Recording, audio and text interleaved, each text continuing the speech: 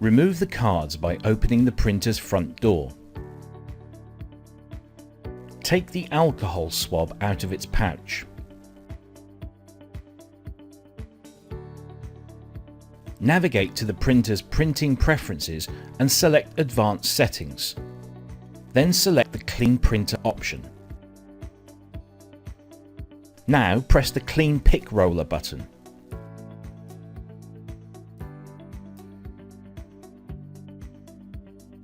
The printer pick feed roller will begin to rotate.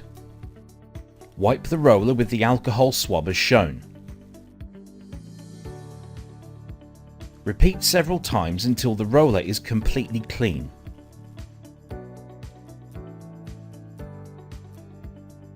Once the procedure is finished, place the cards back in the input hopper.